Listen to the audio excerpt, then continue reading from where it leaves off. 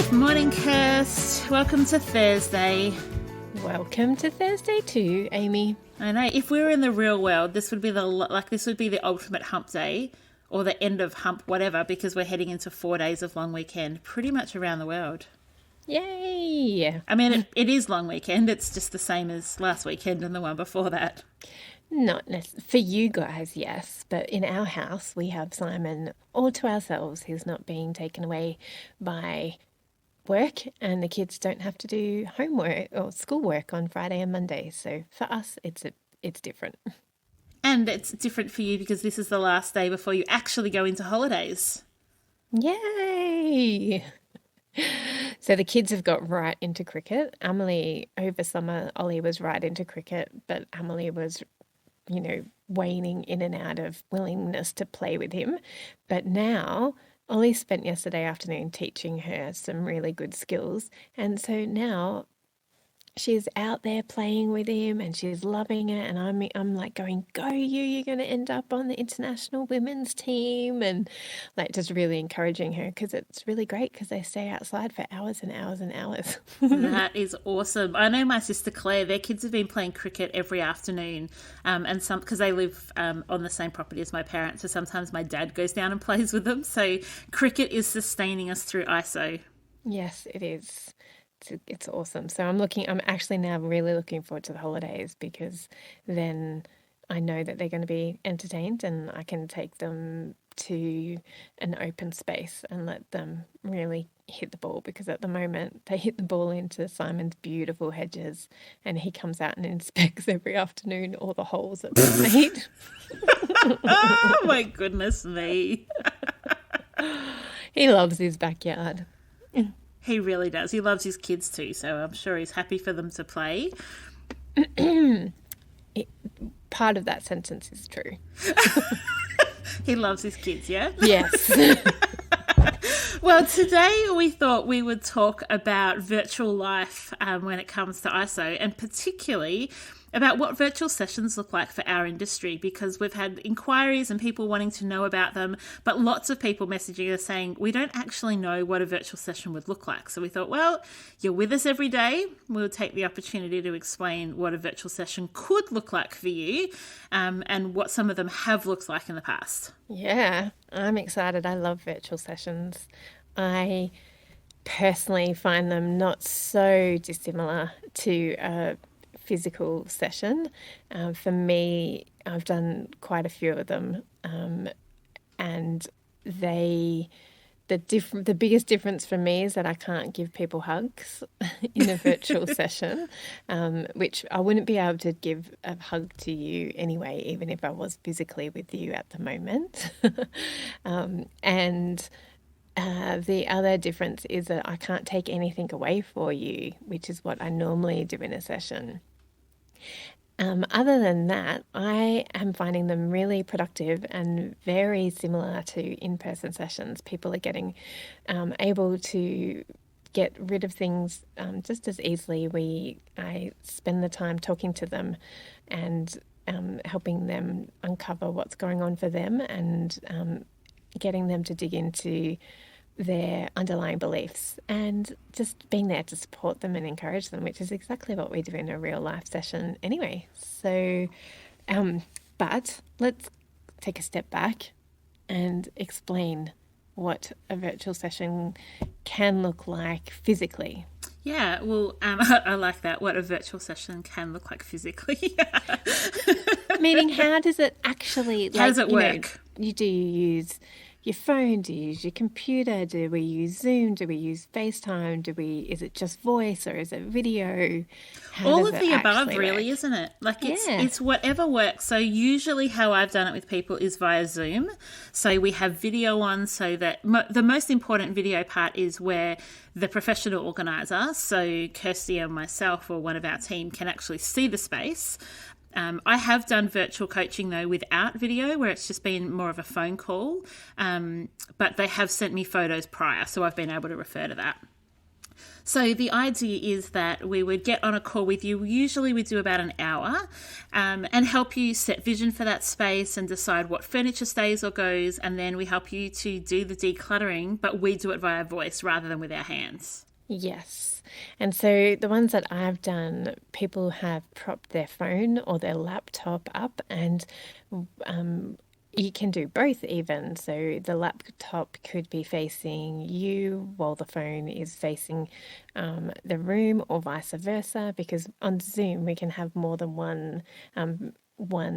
You can call in via different applications. So you can have your laptop call into the Zoom meeting and your phone. So you can, which is really convenient because I can see your face and you can see mine, and we can still see the room as well if you've got a couple of devices that you can use. So, and that's, but one that I had a couple of weeks ago, which was really fun. It was done via video, but she was just listening to me talk because the phone was over the bench looking down into the kitchen drawer that we were decluttering. So all I could see was her hands moving and all the implements in the drawer. And she was just talking through the process of why she wanted to keep it and why she didn't. That was super fun. And she'd stick her head under the bench every now and again to wave hello to me. So, but that was really productive and we got things done. But that's how it physically works, like the instruments that we use to talk to you and be able to see your room. So now let's talk about a few different ways a virtual session could work, Amy. Yes. So I'll give you the example. We're just going to try and give you examples because that's often the easiest way for you to see how a virtual session could work for you. So one that I did Friday week ago was with a client whose home I had been into multiple times, and we were due to have a physical session, but obviously in isolation, we'd chosen not to do that at the moment. And so I did a virtual session. So she took me up to the kids' playroom. And so I'd been up there once, but it had been right at the beginning of our sessions. And apart from that, we'd been working downstairs in the home. So she took me up, gave me a quick tour just to refresh my mind of how the space worked and what storage there already was. And then I got her daughter, who's prep, to come onto the call and describe how she uses the space because it's mostly her in there. So she told me what types of things she likes to do, where she likes to play, where she likes to store things. So we really then set a vision with my client and her daughter as to what they wanted the space to look like. So then rather than us physically, like her going through the areas and me saying, okay, get all of the Sylvanian family together and we'll go through that, we actually created a plan. So in this instant, my client had worked with me enough and she had confidence that she could declutter the space. So I was busy writing down notes. So, okay, well, the Duplo can go in that container, the Lego goes in that container, the Sylvania family can go there. Why don't we move that piece of furniture there? And I wrote all that down as we talked it through. And then at the end of our 1 hour session, when we had the plan of where everything would go, I took a photo of my notes and sent that through to her. And she implemented the strategy that we'd put in place. Awesome. Yeah, so it was a virtual session, but then she physically went and did all the decluttering on her own, and that was her preference. Yeah. Which is different to, I've done a session like that too.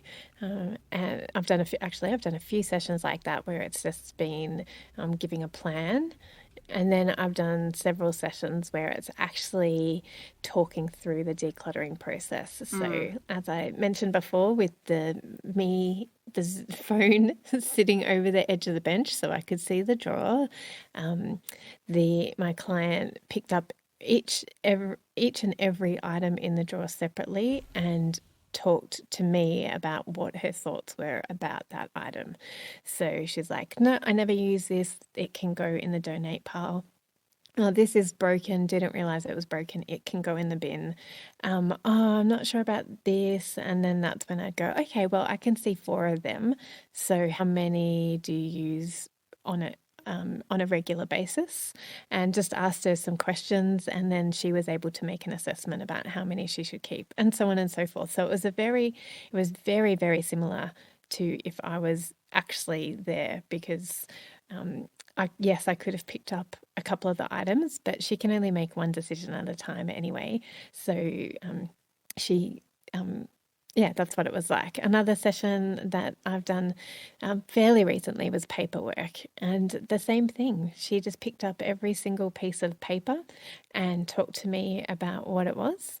And I asked her some great questions around whether she needed to keep it or she could let it go, and got her to think about those questions. And then when it came to putting it back or not, so if it wasn't, it was going into the recycling and the shredding pile. And then if it was going back, we then decided where in the cabinet it was going back into. So yeah, but the possibilities are endless, really. They really are. And I think what's exciting is, so I thought maybe let's give some examples of who might like to book a virtual session while in isolation.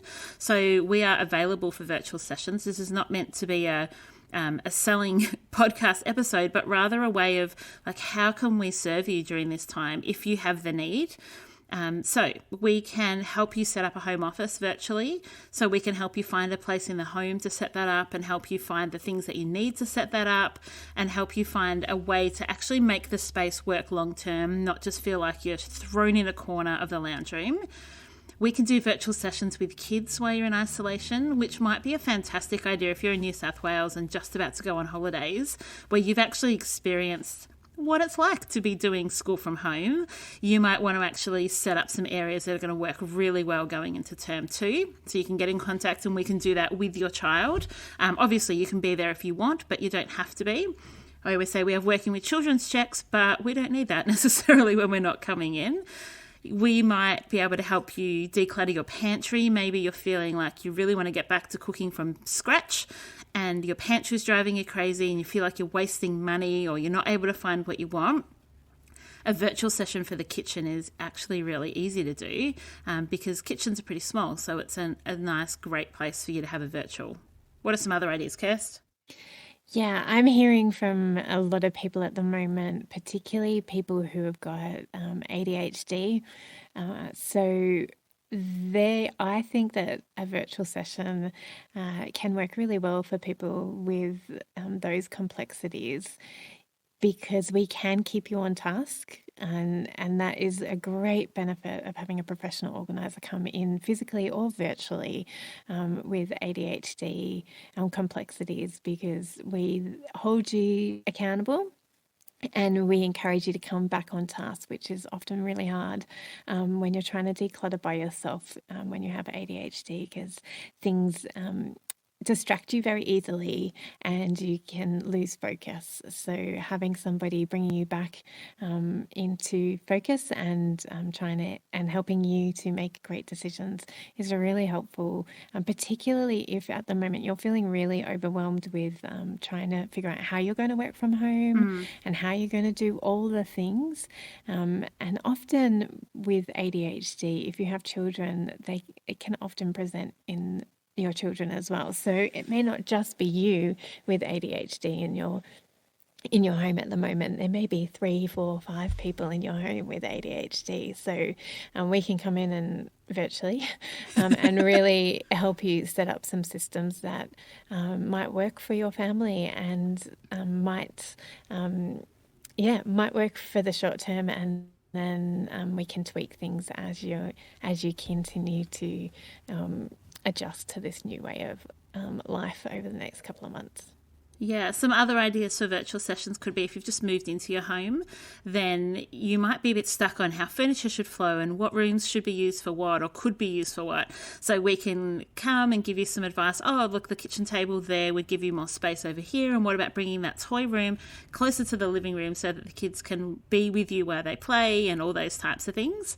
If you've got a teenager that working and doing school from home is a little overwhelming for, particularly if you've got an NDIS plan for teenagers, can be a great way to use your services and plan if that fits in with their goals of independent study and having a place to, to be able to go and do their work without feeling like they've got all the input of being at the kitchen table.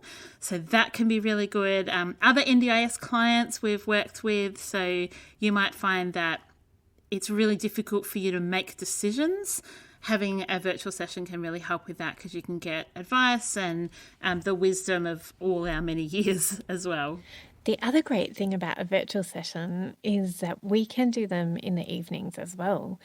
So what has typically been a barrier to people is not having the time during the day, particularly at the moment, when you've got your kids at home and you're trying to do work and you're trying to do homeschooling or distance education, then we have so much more time at the moment to be offering our services during the evenings. So if that would suit your family now, that when the kids go to bed or they're happy watching TV and you want to get stuck into a room, then having us alongside you is is so beneficial. It just will help you to stay on task and to get rid of that overwhelming feeling, because we know where to start and we can really help you we can help you to get started and we can help you to continue in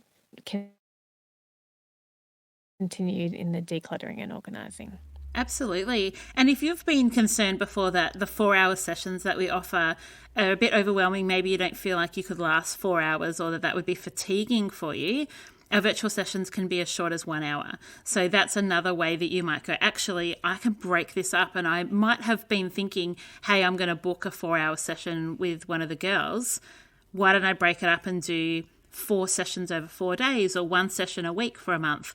There's lots of ways that this can actually serve you if that was a barrier holding you back. Like, we are really excited about the way that as a business we can serve you. Our heart for you has not changed. Our heart for the world has not changed. In fact, it's really solidified, Kirst. I love that even through COVID-19, our vision statement to transform the world through intentional living by equipping people to clear the clutter in their heads, hearts and homes.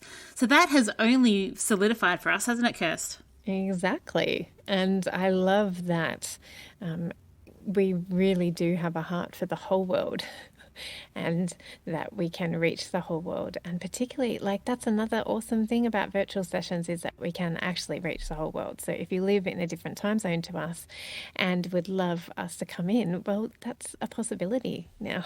I mean, it always has been, but it's even more so now because we are even more flexible in our working hours. So many good things. I think as small businesses, Kirst, one of the many challenges of COVID-19 is that we need to pivot and change. And I didn't even tell you this yet, but we got a message from a professional organizer who had ordered a book. And she emailed and just said, I'm so inspired by the way that you and Kirsty are continuing business and continuing to serve people, even though our basic business model is unavailable for most business owners that are professional organisers at the moment. So I just said, all we're doing is using what's in our hands. And that is, we can do virtual sessions because we've been doing them for years. We have an online course and we've been doing it for years.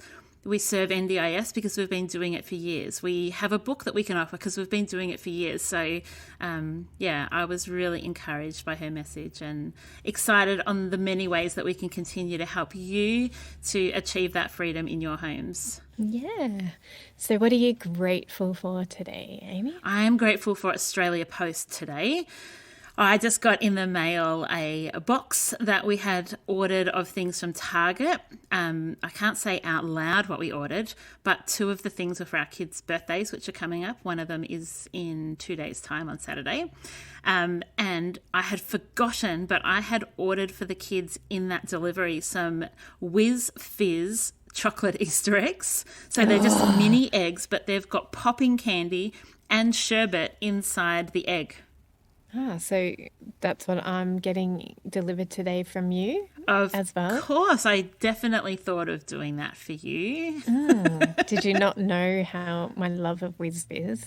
I didn't know you loved Whiz Fizz. I love it. I've got some in my desk drawer. That's fantastic. I'll keep you in mind if I do another order. I haven't had one because I did say to the kids that they were for them and they haven't offered me one yet. And I'm not a massive Whiz Fizz fan. But I was just excited for Australia Post. I had 2 presents delivered. I had a top that I saw they had in their sales section that I've fallen in love with. It's like a mustard yellow singlet top that is just gorgeous. I got 2 packets of these Fizz Whiz eggs. And I even got the first dress I've ever ordered online delivered. Wow. Yeah, so it's a good day. Thank you, Australia Post. Good. I'm excited for you. What are you grateful for? Not for sherbet fizz bomb things. No, because I have only one left in my bedside, in my desk drawer. I am really grateful. Yesterday, we did an order with Bingley Click and Collect for a sandwich press because ours had broken a couple of months ago. And now that we're all home having lunches every single day, Simon decided it was time to replace it. So I went out and got that, but it gave me the opportunity to sit uninterrupted by anybody else and listen to some podcasts on my drive. And I finally got around to listening to Brene Brown's new podcast, Unlocking You. And I looked at the list and there's only a few out and I went, oh, what do I feel like listening to? And I listened to the one that she released last week I think it was on the 3rd of April. And it's called Anxiety, Calm, and Over and Under Functioning. And I loved it. I sent it to Amy. I sent it to other friends of mine. I was like, everybody listen to this. I talked about it in our Head, Heart and Home course last night. And I was like, that's what I'm grateful for. So, because I totally recommend it. I'll put it in the show notes. It was really helpful techniques on how to stay calm. Yeah, it was a great episode. I listened to it last night. And I really liked the under and over functioning section of it too. And I was wondering, do you think that you over function or under function?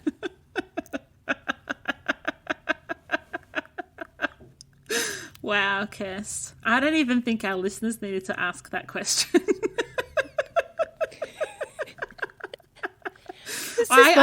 Wondering if you were self-aware enough to identify with the overfunctioning. When Brene's the eldest of 4 and I'm the eldest of 5 and she gives some examples in that episode and I was just like, I'm with you, sister. Oh yeah. Oh, I'm with you. Oh, yes. It was so funny. I was listening to it knowing that you would enjoy it and I was sitting there laughing going, oh, is she talking about Amy or Brene here? What did you identify with? It was interesting to me because I don't feel like I'm also the eldest of 5 children, but I don't feel like I take over in the way that she was describing. I don't think the point though was the taking over. It's the over and the under functioner. Functioning. Oh yeah, but that was my.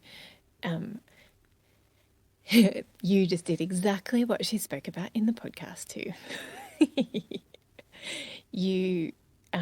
I was like paraphrasing and you felt shame in it. So you were like, no, that's not what she meant. But that's not what she meant. So you haven't told us though, which one did you identify with? You're correct, Amy. I didn't identify with either of them, actually. So that was interesting. That I felt like I don't think that I necessarily overfunction and I don't think I necessarily underfunction either. Like I didn't strongly identify with either of them. Like you were like, oh, hey, sister. I was like, maybe I do that or maybe I do that. Yeah. So it was interesting. I was inspired to learn more about over and under functioning. Excellent. Yeah. They're good things to be grateful for today. Yes, they are. Alrighty. Thank you, peoples of the world, for listening. Thank you for taking time to be with us, giving our voices place to land in the world. Yes, I'm loving it. I can't wait to hang out with you tomorrow on Good Friday. It will be very Good Friday. We'll speak then. Okay, bye. Bye. Thanks for joining us. If you've learnt something awesome today, we'd love you to leave us a review on iTunes or Facebook so others can find our podcast too. Don't forget you can see the show notes in your podcast app or over at our website artofdecluttering.com.au. So if there's anything you want more info on, check it out there. If you'd like to join our supporter community, you can do so over at patreon.com/theartofdecluttering. We hope you have a great rest of your day and enjoy the freedom.